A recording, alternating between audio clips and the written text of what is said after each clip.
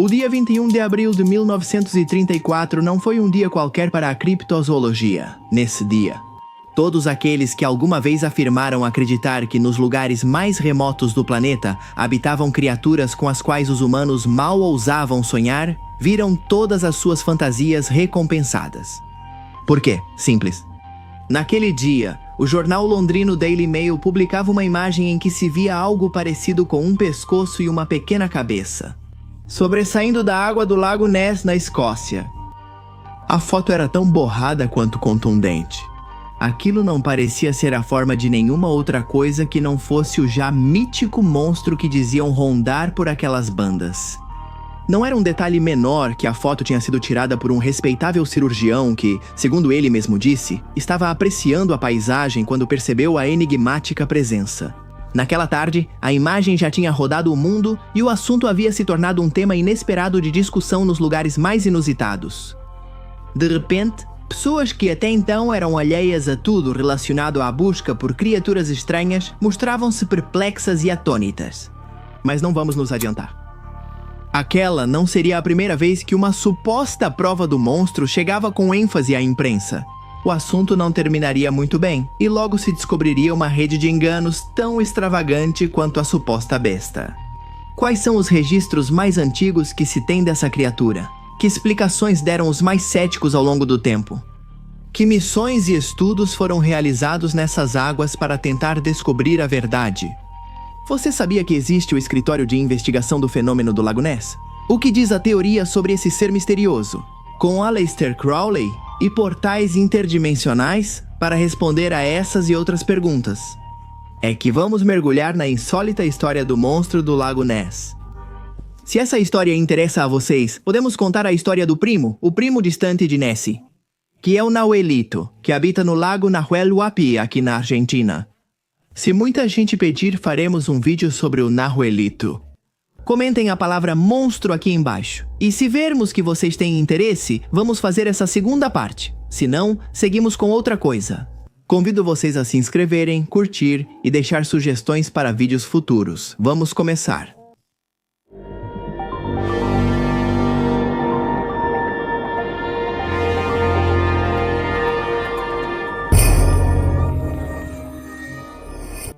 A primeira coisa que você precisa saber é que o Lago Ness fica nas terras altas da Escócia. Ele tem uma superfície de 56 km² e se estende por cerca de 37 km. Sua grande profundidade média faz dele o maior reservatório de água doce de todas as ilhas britânicas. Portanto, para a região, a existência do Lago Ness é não só imponente, mas essencial. Ao redor dele se estabeleceram as primeiras comunidades, e suas águas foram, desde tempos imemoriais, o berço do folclore local.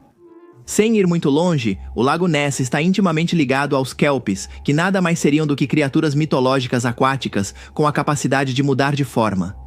Supõe-se que sua aparência mais convencional é a de cavalos ou belas mulheres. Sob esses disfarces, esses espíritos inquietos se encarregariam de seduzir os homens para depois levá-los aos seus reinos profundos. Seria uma viagem sem retorno. Por isso, os kelpies são respeitados e representam um claro aviso sobre o papel das forças da natureza. Como acontece com muitas dessas histórias, é provável que a figura dos kelpies tenha sido usada para tentar afastar as crianças e os mais imprudentes dos perigosos cursos d'água. Não são poucos os que acreditam que a tradição oral dos kelpies pode ter sido a origem dos primeiros relatos de uma estranha criatura habitando o Lago Ness.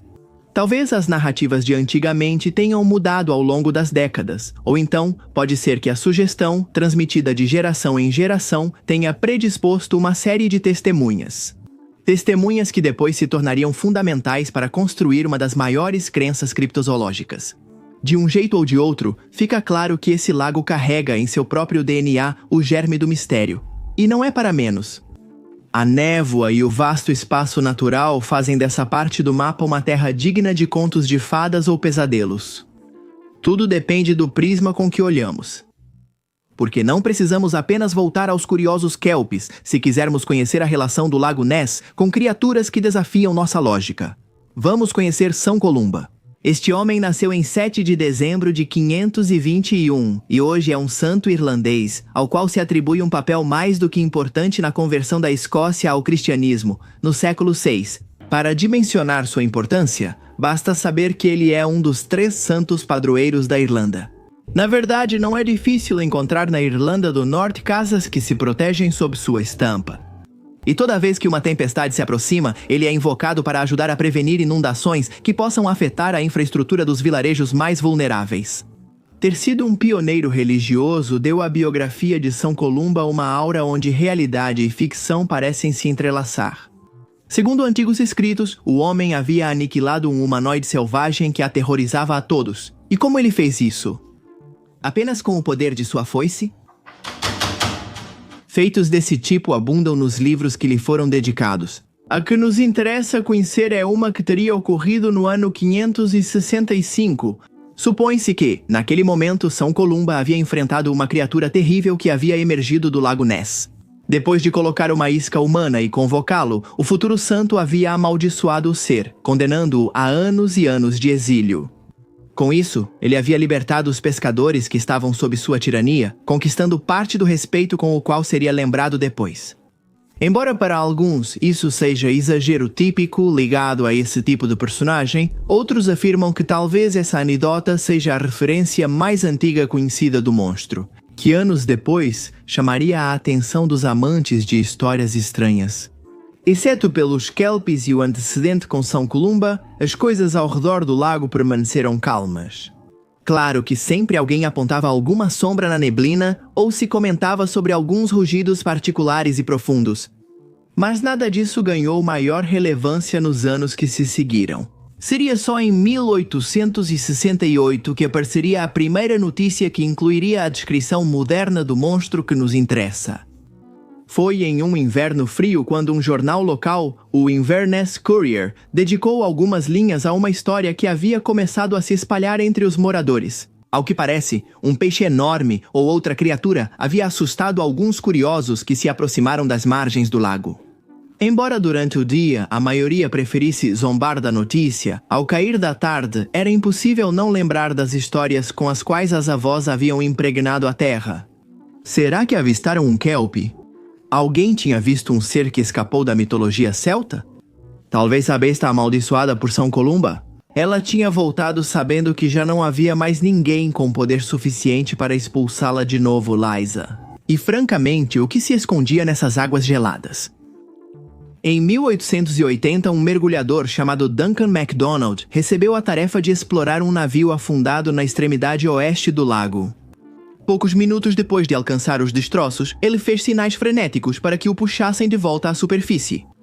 As testemunhas disseram que o homem saiu da água tremendo e afirmando que tinha visto um imenso animal sobre uma rocha. Suas palavras exatas foram que ele se parecia com um sapo gigante.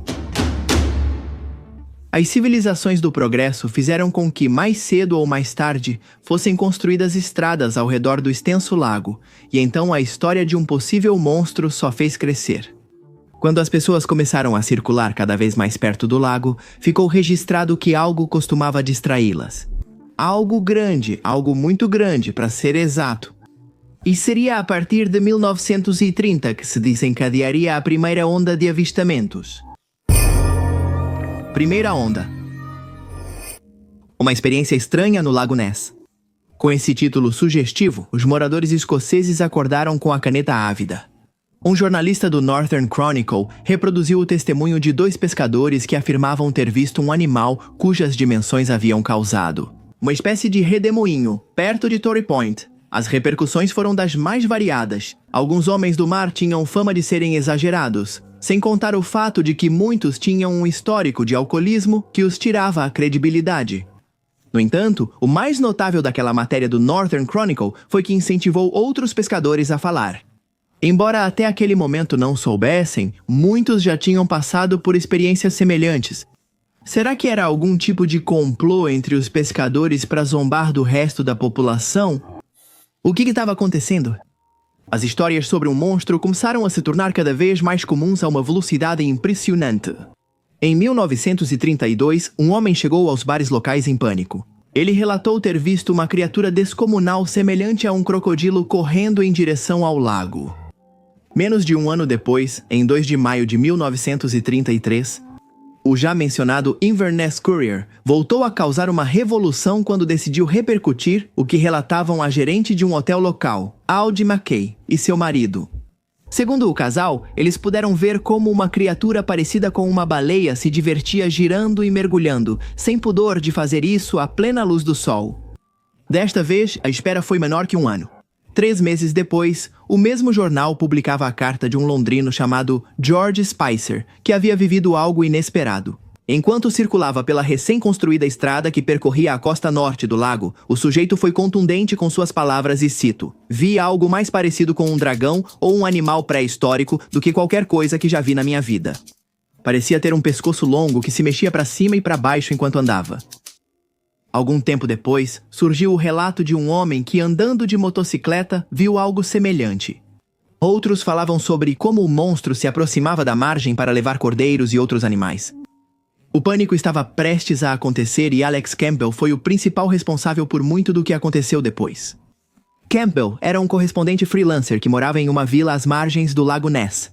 Ao perceber o quanto os jornais e o público estavam interessados em saber cada vez mais sobre o monstro, ele se especializou no assunto.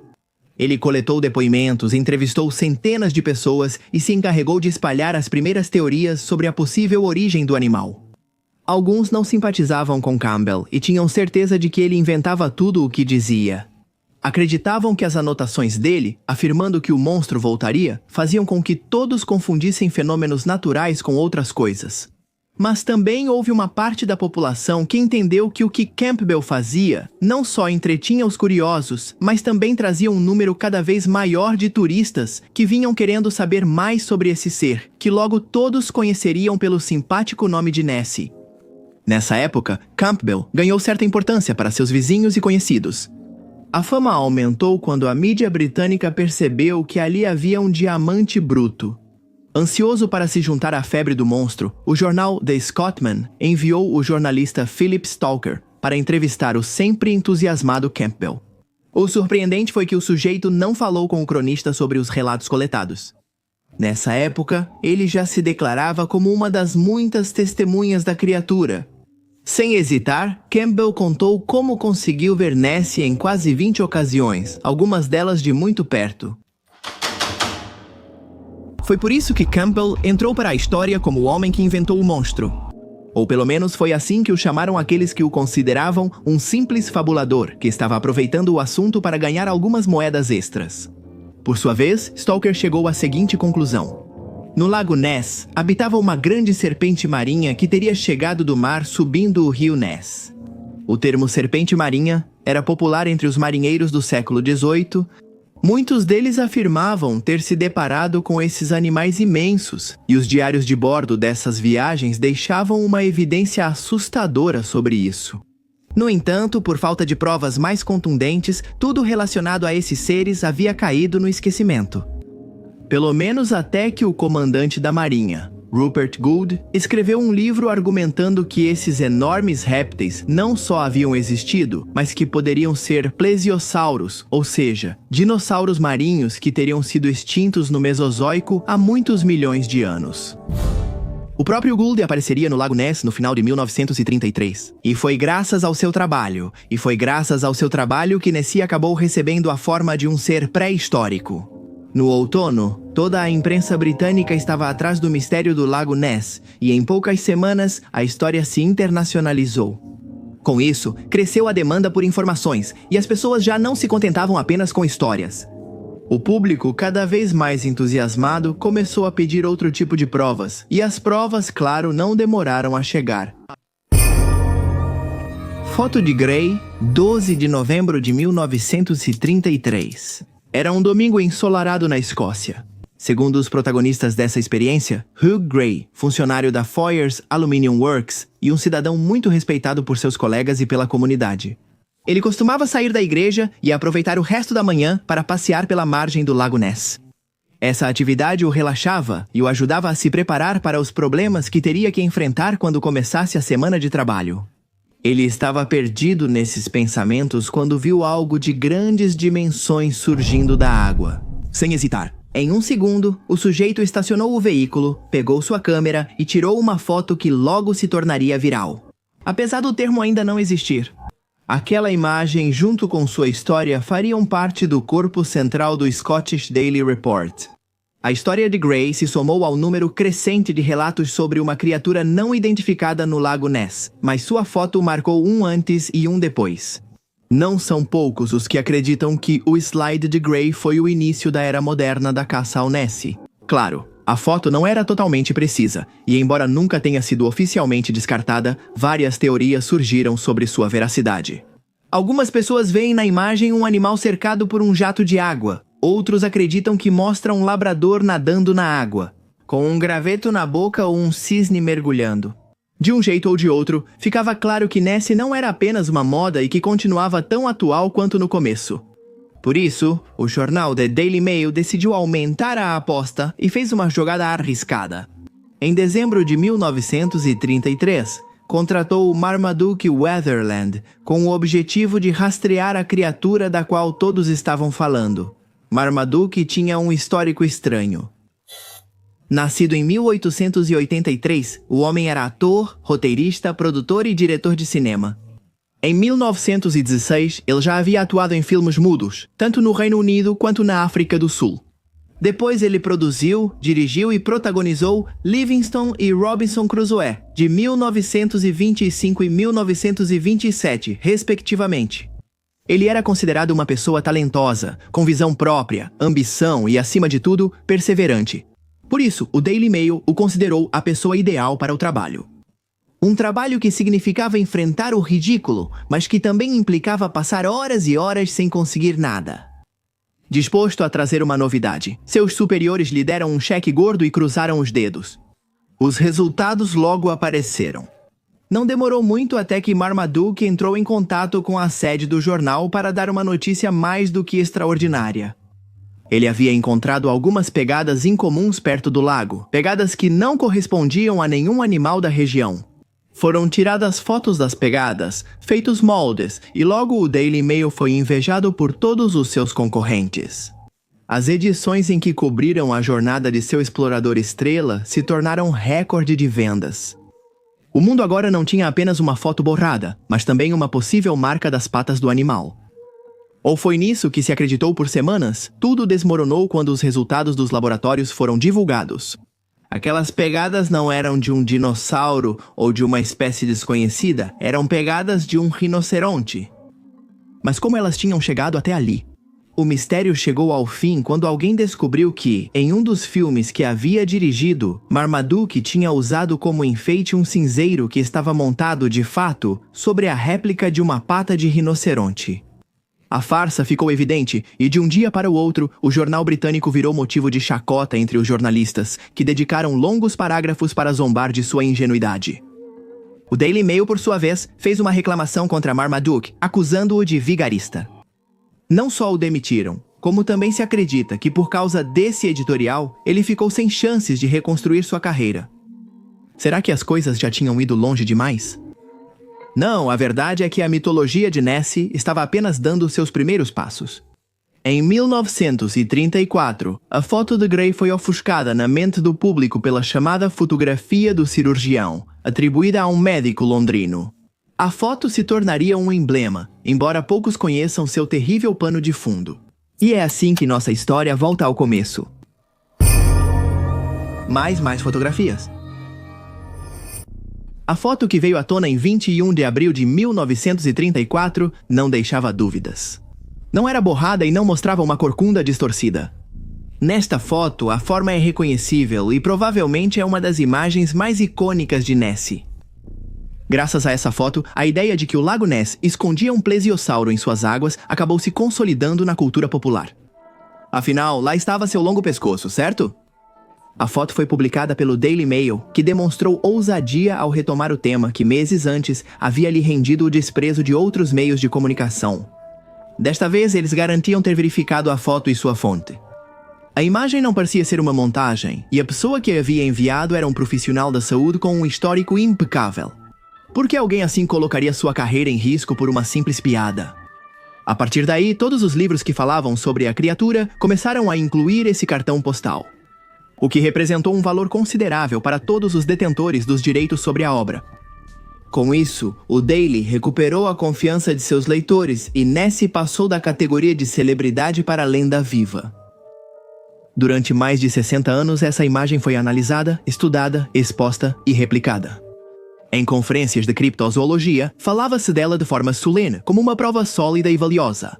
E se hoje ela ainda estampa camisetas e souvenirs? É em parte porque sempre tentaram fazer com que o que aconteceu com ela na década de 90 não viesse à tona com a devida força. E é que nessa época a fraude veio à tona e foi contada em primeira mão por um dos próprios autores. Foi surpreendente quando um homem comentou diante das câmeras que ele e seu padrasto haviam forjado a imagem usando um submarino de brinquedo, ao qual adicionaram um pescoço feito de massa e papelão. Mas ainda mais surpreendente foi quando ele confessou quem era seu padrasto. Já adivinharam quem era? Um personagem sobre o qual já falamos. Sim, exatamente, era Marmaduke. O sujeito ficou ressentido com o jornal, e sua vingança por terem o chamado de vigarista foi mostrar a eles como, de fato, ele podia enganá-los ainda mais do que eles imaginavam.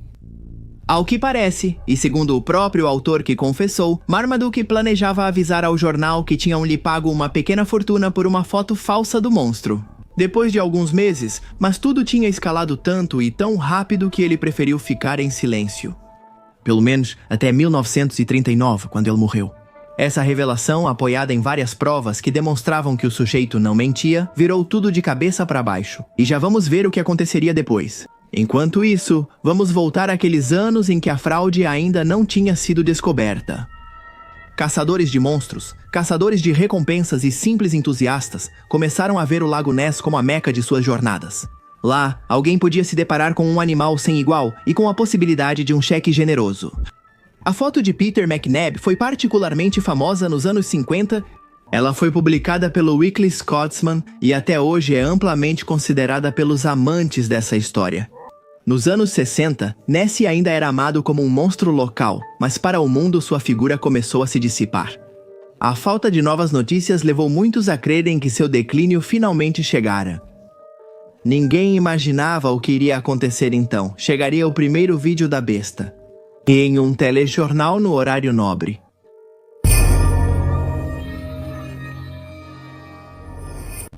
Nascido em 1924, Tim Dinsdale teve desde pequeno uma vida cheia de aventuras. Devido ao trabalho do pai, viajou muito. Aos 10 anos, o navio em que estava foi tomado por piratas. Ele saiu ileso disso? A partir daí, só desejava viver experiências cheias de adrenalina. Sua vida mudou drasticamente ao conhecer a história de Nessie. A partir daí, Tim se convenceu de que tinha vindo ao mundo para provar que essa criatura mencionada era real. E como ele faria isso? Com a evidência que, sem que ele planejasse, tinha caído em suas mãos. 6 dias de observação ao redor do Lago Ness o recompensaram com um evento único. Dinsdale tinha conseguido ver o monstro, e não só isso, como também o havia filmado. Sua fita continua gerando debates até hoje, e foi a pedra angular para que na década de 60 a história de Nessie fosse reinventada. Desta vez, transformado no santo graal de um grupo de pessoas que tinham um único propósito: capturá-lo com suas câmeras. A fita de Tim foi exibida no programa Panorama da British Broadcasting Corporation. O homem diria que seu desejo era que a rainha da Inglaterra fosse a primeira a ver as imagens. Naquela época, já se sabia que parte da família real estava interessada na possível presença de um ser vivo nessas extensões de água. Acredita-se que a Secretaria de Investigação do Fenômeno do Lago Ness foi aberta em 1962 graças à família real. Esse escritório, composto por aventureiros, produtores de televisão, políticos e conservacionistas, era responsável por organizar grupos de voluntários para fazerem a varredura visual do lago. Naquela época, o peculiar escritório também uniu forças com outro grupo, a Academia de Ciências Aplicadas, sediada nos Estados Unidos, liderada pelo inventor e advogado Robert Himes. E é nele que queremos focar nossa atenção. Em 1972, um grupo liderado por este homem conseguiu algumas fotografias subaquáticas, depois de usar um sonar e uma tecnologia de ponta para a época. A ideia era que algumas câmeras localizadas sob as embarcações fossem ativadas quando fosse registrada a presença de algo grande o suficiente. A questão representou um enorme investimento, que logo se mostrou justificado. Depois que o radar enlouqueceu mostrando a presença de algo de grande porte, as câmeras foram acionadas. Para saber o que havia sido registrado nos rolos, o material bruto teve que ser enviado para alguns laboratórios especiais. Depois, foi feita uma coletiva de imprensa para mostrar os resultados. E o que aconteceu então? O mundo soltou uma longa exclamação. Himes e Sir Peter Scott, um dos naturalistas mais conhecidos da Grã-Bretanha, revelaram a imagem meio borrada de algo que afirmavam ser uma barbatana romboidal. Apresentaram isso prontamente como uma prova irrefutável. E Scott se apressou em destacar que o nome científico do monstro seria, a partir de então, Necisteras rhombopteryx, que vem do grego e significa monstro de Ness, com barbatana em forma de diamante. Com seu batismo, seria permitido que Nessie fosse incluído em um registro britânico de fauna oficialmente protegida. Mas novamente, a euforia não durou entre os fãs do monstro. Tempos depois, descobriu-se que as imagens mostradas por Rhymes e Scott haviam sido digitalmente alteradas. Segundo eles, fizeram isso para limpar as fotos de irregularidades. No entanto, algo ficava mais do que claro. Sem a mencionada digitalização, as fotos originais só mostravam manchas e o possível sedimento do fundo do lago. Nada parecido com uma barbatana, porque aquelas provas haviam sido manipuladas. Seria mais uma tentativa de continuar lucrando graças à possível presença de um monstro? O fato de os homens envolvidos terem contatos diretos com os laboratórios exclusivos que haviam aprimorado a imagem só serviu para complicar ainda mais a situação. Como se não bastasse, Himes gerou outras controvérsias mais adiante quando alguns pesquisadores investigaram seu passado e descobriram que ele não tinha a trajetória nem as credenciais científicas que afirmava ou insinuava. E isso foi apenas a ponta do iceberg, porque do outro lado do lago, um caçador começava a ganhar fama de ser a pessoa que mais provas sobre Nessie tinha.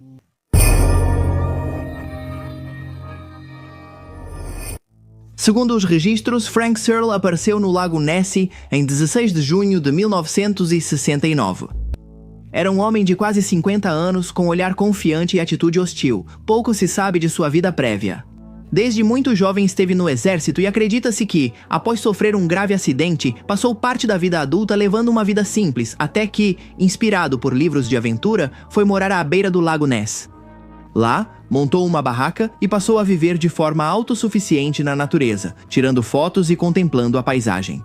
Esse exercício, somado ao seu treinamento militar, o havia preparado, segundo ele, para ser extremamente silencioso e um excelente observador. Gradualmente, ele se obcecou por Nessie e, após rirem de seus relatos, começou a exibir suas fotos. Fotografias que logo se tornariam o centro das atenções para muitos dos que se aproximavam da região. Frank tinha tanto para mostrar que logo montou um museu improvisado e começou a vender folhetins contando suas experiências. Isso lhe trouxe uma popularidade razoável e permitiu que ele trocasse a barraca por um trailer mais equipado. Frank era um pouco excêntrico, costumava exagerar muito no que contava. Ele tinha claras intenções de seduzir as garotas que iam até ele. E ele aproveitava qualquer oportunidade que tinha para dizer que pessoas como Tim Rhymes ou Scott eram seus inimigos. Segundo ele, essas pessoas só queriam usar o monstro para enriquecer. Ele, no entanto, se considerava digno de poder explorar a criatura. Afinal, eles compartilhavam o mesmo habitat. De qualquer forma, Searle publicou sua primeira foto em 27 de junho de 1972. A partir daí, ele não parou. Como podia ser que o escritório de investigação não conseguisse nenhuma prova e ele não parasse de tirar fotos cada vez mais impressionantes? Frank ria diante dessa pergunta como se a resposta fosse óbvia. Ele sabia o que fazia e os outros não. Graças às constantes reclamações de Frank, ficou provado que o escritório de investigação solicitava regularmente enormes fundos de entidades privadas e públicas. É verdade que Frank não demonstrou a integridade ética que alegava ter. Em certo ponto, a forma como ele fazia montagens fotográficas veio à tona e sua credibilidade desmoronou. Nessa época, ele já era uma figura pitoresca, e muitos dos que visitavam o lago por causa do monstro consideravam obrigatório passar pelo seu museu. Mas o carinho popular não foi suficiente, e ao ser descoberto em suas falsificações, o homem deixou de ser procurado para dar entrevistas. A mídia parou de pagar por seus originais, e pouco a pouco ele viu seu modesto império desmoronar. Um dia, assim como apareceu, desapareceu. Hoje, os pesquisadores sérios não dão a menor credibilidade a nenhum dos seus relatos. Embora muitos apontem que o sujeito acabou sendo importante para a preservação de monstros no imaginário coletivo, Enquanto, para alguns, seu trabalho apenas descredibilizou aqueles que buscavam provas reais, para outros, ele era um charlatão inofensivo que havia se tornado parte do cenário, entretendo os turistas. Naqueles anos, surgiram outras fotos hoje consideradas canônicas, como a de Peter O'Connor. Fotos que, vez ou outra, são resgatadas do baú, reacendendo antigas questões. Em 1987, diante de uma sociedade com mais e melhores recursos, as vigílias foram abandonadas e foi realizada a Operação Deep Scan, que utilizou um sonar em todo o lago. Embora seus organizadores tenham afirmado que encontraram um objeto não identificado, de tamanho e força incomuns nas profundezas do lago, não houve provas conclusivas. Nos anos seguintes houve mais expedições, outros vídeos, novos personagens entraram em cena e a grande mídia produziu extensos documentários. A conclusão era sempre a mesma: o monstro do Lago Ness realmente existia ou tudo não passava de uma confusão que havia tomado proporções inimagináveis? Só foi em abril de 2016 que uma empresa norueguesa propôs usar um drone submarino equipado com sonares para mapear o fundo do lago. E embora muitos parecessem céticos, o monstro apareceu. O nome da empresa era Kongsberg Maritime e eles estavam dispostos a pôr fim ao enigma. Com sua tecnologia avançada, eles se propuseram a investigar os mais de 226 metros de profundidade do lago. A missão transcorreu com total tranquilidade, até que, em determinado momento, eles encontraram uma forma que coincidia com a descrição que, durante muitos anos, foi dada ao monstro do Lago Ness. Finalmente, a criatura havia sido encontrada repousando placidamente. Após o entusiasmo inicial e um investimento de milhares de dólares, a empresa logo percebeu que não haviam encontrado exatamente o Nessie, mas sim uma réplica dele. Sim, é isso mesmo que você ouviu. Acontece que no final da década de 60, foi gravado um filme intitulado A Vida Privada de Sherlock Holmes, no qual o famoso detetive tinha um encontro com o enigmático ser do lago. Para isso, eles fizeram um modelo de 9 metros do monstro, que incluía um pescoço e 2 corcovas. O mesmo havia sido levado até um cais para filmar partes do filme. No entanto, o diretor não gostou do produto final e pediu que algumas peças fossem retiradas da enorme estrutura. Embora tenham avisado que isso poderia fazer com que o modelo afundasse, ele insistiu em sua exigência. E o dublê de Nessie perdeu flutuabilidade e acabou enterrado, onde ficaria sozinho por quase 50 anos, até que a empresa norueguesa o encontrasse. 2 anos depois, em 2018, um grupo de pesquisadores realizou um estudo de DNA no Lago Ness para determinar quais organismos vivem em suas águas. Esse estudo revelou que nessas latitudes havia enguias realmente grandes. Será que isso poderia explicar tudo? Aqueles que não creem no monstro apontam que muitos avistamentos podem ser facilmente desmentidos. O que parece ser uma criatura parecida com Nessie pode, na verdade, ser um barco, a esteira de um barco, um tronco, outros detritos flutuantes ou bolhas explodindo na superfície. Isso, entre tantas outras coisas. Alguns historiadores destacam o fato de que os avistamentos se tornaram frequentes, como mencionamos, com a construção da estrada perto do lago. É preciso levar em conta que, ao construir essa estrada, houve um grande desmatamento e muitas espécies foram expulsas de seu habitat natural. Será que os primeiros encontros com o suposto Nessie não eram, na verdade, apenas animais assustados que tinham perdido seu lar? Isso explicaria por que, em certa época, Nessie foi visto vagando pela margem, algo que depois não voltou a acontecer? Também se acredita que as diferentes interpretações das fotografias do monstro podem ser atribuídas à pareidolia, a tendência humana de dar uma imagem ambígua, uma forma, um padrão ou um significado, onde não existem. Fica claro que teorias não faltam, tanto para os que acreditam quanto para os que permanecem céticos. Vamos mergulhar nisso. Dinossauro, elefante ou tubarão? Uma das ideias mais difundidas é a de que Nessie seria um dinossauro. Já falamos sobre isso há alguns minutos, mas vamos entender o porquê. Para muitos, essa ideia não é apenas improvável, mas impossível. Entre as razões para descartar como improvável a ideia de um plesiosauro no Lago Ness, destaca-se o fato de que, segundo os especialistas, seria necessário haver uma colônia reprodutiva dessas criaturas para que pudessem sobreviver a longo prazo. Muitos biólogos também apontam que o Lago Ness não é grande ou produtivo o suficiente para sustentar uma biomassa que possa se manter, nem mesmo uma família pequena dessas criaturas. Por outro lado, sabe-se que hoje em dia, pela forma do seu pescoço, os plesiosauros não seriam capazes de levantar a cabeça, como se supõe que Nessie faz. Isso sem contar que, por sua própria anatomia, um desses animais teria que sair para respirar com mais frequência, provocando muito mais avistamentos do que existem. Muitos criptozoólogos pedem que não se perca de vista que o Lago Ness é um lago com saída para o mar durante certa época do ano, o que nos daria a possibilidade de que talvez o monstro não seja nativo do próprio lago, mas sim um visitante assíduo. Isso também explicaria seu aparecimento por períodos curtos. Apesar do grande impacto da ideia do preciosauro, outras também se popularizaram. Durante um tempo, se popularizou a explicação de que o monstro do Lago Ness não era nada mais do que um elefante. Deixem-me explicar para vocês. Quando um elefante nada, ele ergue a tromba para respirar. Se somarmos o fato de que parte da cabeça dele fica exposta, temos aquela imagem clássica do Nessie, com o pescoço e a corcova aparecendo.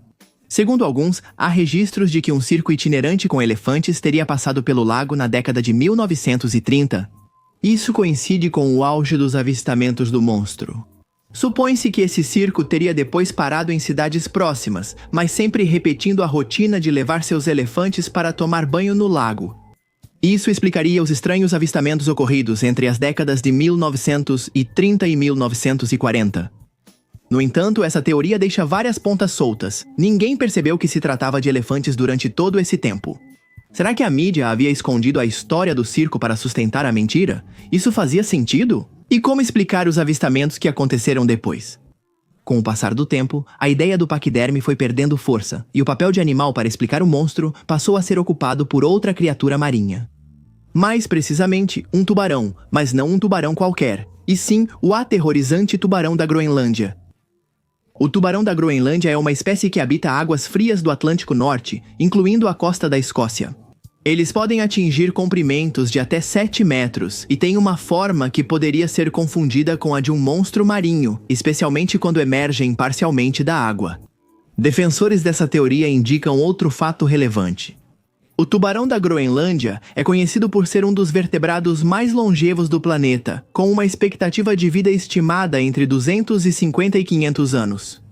Isso poderia unificar os avistamentos de Nessie ao longo das décadas e explicaria por que a criatura não precisa se reproduzir para ocupar um papel de destaque em diferentes épocas. Será que sempre se tratou de um desses animais solitários e perdido no enorme lago? Aqueles que acreditam nisso acrescentam que é provável que esse tubarão tenha morrido devido aos poucos relatos do monstro nos últimos anos.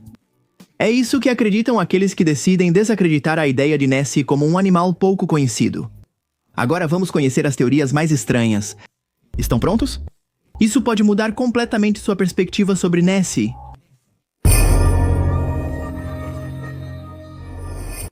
Nos últimos anos, uma geneticista britânica propôs explicar Nessie falando de outra criatura aquática, uma igualmente enigmática, mas muito menos conhecida. Estamos falando da famosa besta de Stronsay. Em 25 de setembro de 1808, um organismo não identificado chegou morto à costa da ilha Stronsay, na Escócia. De acordo com as testemunhas, o corpo media 16,8 metros de comprimento, excluindo a cauda. A Sociedade de História Natural de Edimburgo não conseguiu identificar o corpo e decidiu que se tratava de uma nova espécie, provavelmente uma serpente marinha. Segundo as descrições do animal, ele tinha 3 pares de apêndices, descritos como patas ou asas. Sua pele era lisa ao acariciá-la da cabeça até a cauda e áspera ao acariciá-la da cauda até a cabeça. Suas nadadeiras eram contornadas por algo parecido com pelos.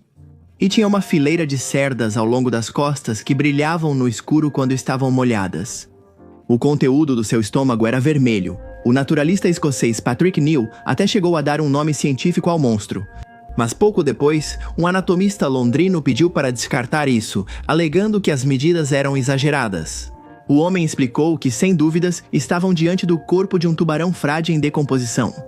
Desde então, as opiniões se dividiram e o mistério continua. Hoje em dia, Simpson, uma cientista especializada em genética evolucionista, considera que talvez a criatura de Stronsay seja o cadáver de uma besta como o Nessie. Isso sugeriria que a criatura do lago teria companhia, e que houve mais provas sobre sua existência do que jamais imaginamos. As palavras da profissional foram, e cito, me passando a análise dos ossos e os avistamentos. Há muitas semelhanças entre Nessie e a besta de Stronsay. Interessante, não é? Antes de ser conhecido como Nessie, É provável que o animal procurado tenha sido chamado de besta de Strongsay. Estamos diante da mesma espécie de animal que acabou protagonizando duas lendas diferentes? E isso não é o mais surpreendente. Há outra linha de adeptos à história do Lago Ness, que acredita que Nessie não seria exatamente uma criatura de carne e osso, mas sim uma espécie de entidade. Vocês se lembram de Tim Dinsdale, o primeiro a gravá-lo? Bem, ele era um dos que simpatizava com o argumento de que a origem de Nessie não estaria necessariamente ligada à zoologia. Nessie é uma criatura sobrenatural? Uma das teorias sustenta que sim, e até é provável que se saiba quem foi o culpado por sua existência. Não estamos falando de outro senão do sombrio Aleister Crowley, que certa vez foi considerado o homem mais perverso da Terra. Nessie, produto da magia sexual? Este vídeo não pretende aprofundar na vida agitada de Aleister Crowley. Se quiserem um vídeo sobre ele, peçam nos comentários. Só vamos mencionar que se tratava de um influente ocultista, místico, alquimista, escritor, poeta, pintor e mago cerimonial britânico, que fundou a filosofia religiosa de Telema. Crowley falava da vontade como a única lei que cada ser humano deveria seguir. Seu discurso individualista e provocador e sua constante defesa do direito ao prazer o tornaram para muitos um ser desprezível e digno de censura. Por toda a vida, o homem gabou-se de ter contato com entidades do além. Isso fez com que, para um grupo de pessoas, ele se tornasse uma espécie de líder espiritual, disposto a levar seu grupo a um novo nível de experiências. E sabendo que havia muitos olhos sobre ele, Crowley começou a procurar, em determinado momento, um lugar afastado para se hospedar. Ele precisava de privacidade para seus rituais e ficou fascinado quando, em 1899, conheceu Boleskine House. Boleskine House é uma propriedade situada na margem sul do Lago Ness, na Escócia, que possui 14 hectares de extensão. Atualmente, a casa é considerada uma mansão assombrada e amaldiçoada, supostamente por culpa de Crowley. Assim que teve o controle daquele terreno, o homem deu início à segunda parte do seu plano: organizar orgias e cerimônias de invocação com grande carga energética. O boato diz que vários dos que residiram por um tempo em Boleskine ou que participaram dos rituais de Crowley sofreram episódios pouco compreensíveis ou colapsos inesperados. São abundantes as histórias que falam de participantes que, em determinado momento, enlouqueciam e saíam nus da casa, para correr até seus carros e nunca mais olhar para trás. O que acontecia entre aquelas paredes? Bem, isso não está claro. Só há uma conclusão à qual todos chegam: tenha sido o que tenha sido. Crowley havia perdido o controle da situação. Houve episódios violentos, tentativas de assassinato, pessoas que tiraram a própria vida. Com um orgulho desmedido, Crowley contava que havia invocado cerca de 115 espíritos nos anos em que viveu lá. Alguns dos seguidores chegaram a dizer que o próprio Lúcifer estava entre as entidades que haviam se manifestado. Uma quantidade considerável de relatos afirma que em 1913 as forças dentro de Boleskine estavam fora de controle. Crowley havia aberto mais portais do que conseguia fechar e logo sua vida esteve em perigo. Supõe-se que foi por isso que ele acabou vendendo a propriedade. Depois a casa teve vários donos e as histórias estranhas, assim como as tragédias, não pararam. Kenneth Anger, cineasta experimental e autor de 2 livros sobre os segredos de Hollywood, morou lá por um tempo. Ele foi o segundo hóspede de honra de Boleskine até 1970. Jimmy Page, guitarrista do Led Zeppelin e entusiasta do ocultismo, adquiriu a propriedade. Apesar de Page ter acabado usando a casa muito menos do que esperava, não faltou quem a culpasse pela má fase que depois assolaria o Zeppelin. Com a morte do baterista John Bonham e de Carrack, o filho pequeno de Robert Plant. Posteriormente, a casa sofreria incêndios e tudo ao seu redor continuaria coberto por uma densa névoa. O que nos importa neste ponto é uma teoria maluca, defendida cada vez mais por internautas. Uma que diz que talvez Nessie não seja um animal convencional, mas sim uma espécie de monstro do submundo, que teria escapado de um dos portais gerados por Crowley naqueles anos em que concentrou todo o seu potencial na região. Nessie poderia ser uma besta interdimensional ou uma divindade de outro mundo aprisionada neste, por causa dos caprichos de um homem que não soube limitar suas fantasias? Fica claro que Nessie é muito mais do que um críptido famoso. É uma história viva que vem se desenvolvendo há décadas. É uma atração turística, um negócio e uma prova viva de como gostamos de acreditar em monstros. Nessie também é uma certeza. Nunca conseguiremos conhecer a verdade por trás de certas perguntas por uma razão simples. Nem sempre é possível distinguir verdade de mentira. Às vezes, só sobrevive a incerteza e a eterna promessa de que podemos ser nós as próximas testemunhas. Por fim, Nessie é um lembrete de quão inexplorados são certos aspectos da natureza. Graças ao interesse que esse ser despertou, foram realizadas importantes explorações que serviram e servem para conhecer cada vez melhor o majestoso lago que supostamente lhe serve de abrigo. Por vezes, Nessie parece um prisioneiro da ambição humana. Sua figura foi explorada até a exaustão e seu mito seduziu e continua seduzindo espíritos inescrupulosos que só querem ver como continuar explorando-o. Por outro lado, o monstro é sinônimo de aventura e liberdade. A possibilidade de sua existência incentivou muitos a se arriscarem a viver experiências únicas em sua espécie, sempre movidos pelo desejo de poder vê-lo em toda a sua magnificência. O modelo usado no filme A Vida Secreta de Sherlock Holmes permanece submerso no lago. Sabem que retirá-lo pode colocar em risco sua preservação? Também se sabe que o submarino de brinquedo que Marmaduke usou para tirar sua foto icônica também foi esquecido nas margens lamacentas. Podemos dizer, sem medo de errar, que o Lago Ness contém em seu interior muitos monstros do lago. Mas precisamente a todos que a humanidade ousou sonhar. Todos, à sua maneira, percorrem essas águas como fantasmas e símbolos, como uma conexão com nossa fascinação mais primitiva. A pré-história encarnada. Engano perpetrado no tempo demônio. De uma forma ou de outra, Nessie conseguiu transcender todas e cada uma de suas versões para se tornar algo muito maior. Vamos vê-lo novamente em breve? Será que ele vai reconquistar o público em breve? Devemos manter os olhos no horizonte e permanecer alertas. Nunca se sabe quando, das profundezas, pode emergir a prova definitiva.